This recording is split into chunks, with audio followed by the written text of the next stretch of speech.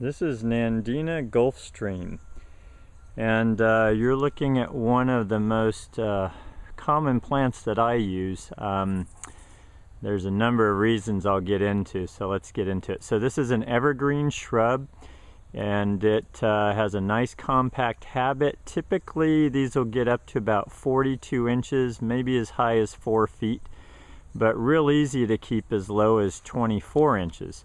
And they only get about 16 to 18 inches wide.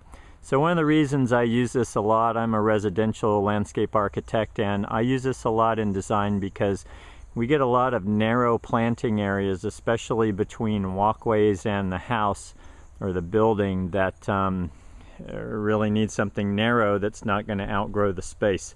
And as a designer, one of the things I'm always trying to do is use plants that are appropriate for where I've put them, so they don't become a maintenance issue for the homeowner. And this one really stays put. It's well behaved, let's say.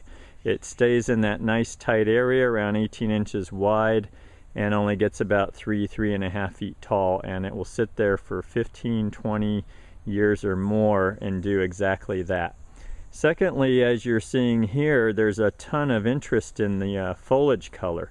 Now, I'm not sure what these red spots are about. This is in a nursery, so there may be something going on here I don't know about, but I've never seen that before, and these are really just low care, disease-free, maintenance-free plants. But in the winter, when it gets in the 20s especially, but even the lower 30s in our area, these turn orange and red, as you see in the photograph at the beginning of the video. So amazing winter color, and even though those leaves turn colors the way you see, they do not drop off. Even though they look like fall color, they stay on the plant all winter long. Then when it gets warm, you get a nice flush of green foliage. The newer tips come out at this nice color, and then typically they turn to this green that you see here. And they're very drought tolerant, actually. I've seen these used in a lot of locations where they're getting no water later on and they were handling it. Secondly, this is another great thing as a plant designer, is these are very versatile. I've put these in full shade and I've put them in full sun. They can take either one, even in extreme heat conditions like we have where it gets in the 90s during the summer. So very, very versatile plant in terms of how it's used. Nandinas in general, Nandina compacta and domesticum, can be invasive. They can sucker.